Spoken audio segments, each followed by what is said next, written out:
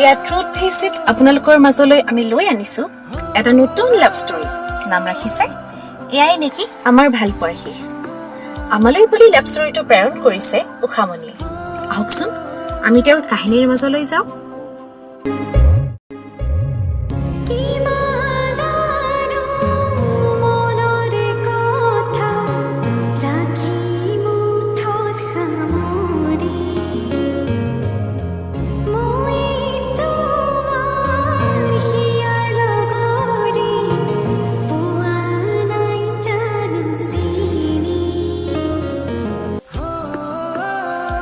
সেই সৰুতে ময়ো এজনক মোৰ মনত স্থান দিছিলোঁ, যিজনক মই হয়তো নিজতকৈও বেছি ভাল পাই পেলাইছিলোঁ। আন ছোৱালীৰ দৰে কোনোদিনে মই তেওঁক মোৰ চখবোৰ পূৰাবলৈ জোৰ কৰা নাছিলোঁ। আজি ইয়ালৈ যাওঁ, কালি তালৈ যাওঁ, এইটো মোক লাগিবই, সেইটো মোক লাগিবই বুলি কৈ কেতিয়াও মই তেওঁৰ ওপৰত কোনো প্ৰেছাৰ দিয়া নাছিলোঁ।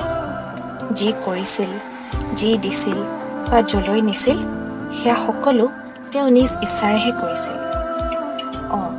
তেওঁক মই ইয়ালৈ অৰ্থাৎ মোৰ ওচৰলৈ অহাৰ কথা প্ৰায়ে কৈছিলোঁ, কিয়নো তেওঁৰ ঘৰ আৰু মোৰ ঘৰ ওচৰত নাছিল। যিহেতু ভাল পাওঁ সেইবাবে সপ্তাহটোৱেই এবছৰ যেন লাগিছিল আৰু মনটোৱে প্ৰায় তেওঁক কাষত বিচাৰিছিল। কিন্তু সেয়াও যেন তেওঁৰ মনৰ ইচ্ছাৰ বাহিৰত আছিল।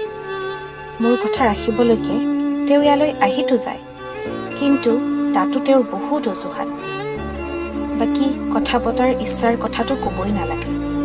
তেওঁ নিজৰ কৰ্ম আৰু বন্ধুৰ লগত ব্যস্ত থাকি মোৰ খবৰ ল'বলৈ সময়ে নাপাইছিল, আৰু যদিও পায় তথাপিও যেন মোৰ সৈতে অকণমান কথা পাতিবলৈ তেওঁ মন নকৰে।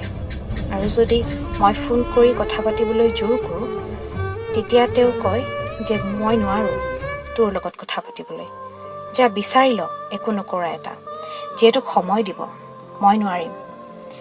আৰু যে কিমান কি কয়, কৈ থাকিলে যেন সেয়া শেষেই নহ'ব। তথাপিও মই সদায় তেওঁৰ লগতে থাকিব বিচাৰিছিলোঁ আৰু আছিলোঁ।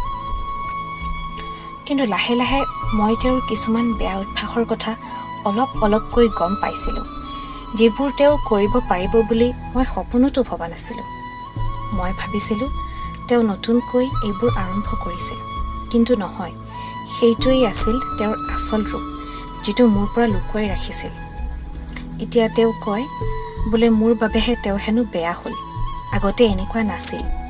কিন্তু মই জানো ভগৱানে সময়ত সকলোৰে বিচাৰ কৰিব। যি ক'লেও যি কৰিলেও মই তেওঁৰ চকুত সদায় বেয়া। হয়তো তেওঁ চাগে মোক প্ৰকৃততে ভালেই পোৱা নাছিল। ভাল পোৱা হ'লে হয়তো এবাৰ ভাবিলে হয় মই তেওঁক কিয় সেই বেয়াবোৰৰ পৰা আঁতৰি থাকিবলৈ কৈছিলোঁ। বাৰু একো নাই, যি হ'ব লগা আছিল সেয়া হৈ গ'ল, আৰু যি হ'ব সেয়াও ভালৰ কাৰণেই হ'ব। অৱশেষত মোৰ মাত্ৰ এটাই আশা থাকিলে যে আপুনি সদায় ভালে থাকক, আৰু আপুনি যাক সঁচাকৈ ভাল পায় তাই যাতে কেতিয়াও আপোনাক কষ্ট নিদিয়ক। কাৰণ সঁচা ভাল পাই যেতিয়া চকুলো টুকায় তেতিয়া কেনেকুৱা লাগে সেয়া হয়তো মোতকৈ ভালদৰে কোনেও বুজি নাপাব। বহুত বেছি আমনি কৰিলোঁ আপোনাক। আপোনাৰ ইচ্ছা নথকাৰ স্বত্বেও বহুত দিন এই সম্পৰ্কটোত আপোনাক বান্ধি ৰাখিলোঁ। ক্ষমা কৰিব মোক। ভালে থাকক মোৰ সোণ, আৰু কেতিয়াও আপোনাক ভাল পাবলৈ জোৰ কৰিব নাহোঁ। তথাপিও কেতিয়াবা যদি মোৰ প্ৰয়োজন হয় তেতিয়া নিঃসন্দেহে আহিব মোৰ ওচৰলৈ। মোৰ হৃদয়ৰ দুৱাৰ সদায় আপোনাৰ বাবে খোলা হৈ আছে, আৰু আজীৱন তেনেকৈয়ে থাকিব। ভাল পোৱা কিমান গভীৰ হ'লে মানুহ ইমান অসহায় হৈ পৰিব পাৰে। সঁচাকৈ প্ৰেমে মানুহক এনেকুৱা এটা পৰ্যায়লৈ লৈ যাব পাৰে যে সেয়া কেৱল মাথো হৃদয় ভগাজনেহে বুজিব পাৰে। মই এটা কথাই ক'ম, যদি পাৰে সম্পৰ্কটো জীয়াই ৰাখক। দুদিনীয়া জীৱনত কাৰোবাক এবুকু দুখ দি আপুনি জানো সুখত থাকিব পাৰিব? প্ৰেমে সদায় নতুনকৈ জীয়াবলৈহে শিকায়, মৰিবলৈ। আজিলৈ আহিছোঁ। আকৌ এটা নতুন লাভ ষ্টৰী লৈ আমি উপস্থিত হ'ম আপোনালোকৰ মাজত। এতিয়ালৈ অপেক্ষা কৰিব। লগতে জনাওঁ যে আপোনালোকেও যদি আপোনাৰ লাভ ষ্টৰী আমালৈ প্ৰেৰণ কৰিব বিচাৰে কৰিব পাৰে। হোৱাটছএপ 69000161717 নম্বৰত। নম্বৰটো মই পুনৰ কৈছোঁ 69000161717 নম্বৰত আপোনালোকে আমালৈ নিজৰ লাভ ষ্টৰী প্ৰেৰণ কৰিব পাৰে। লাভ ষ্টৰী আৰু কাহিনী শুনিবলৈ আমাৰ YouTube channel truth VEC subscribe কৰি ল'ব। ধন্যবাদ।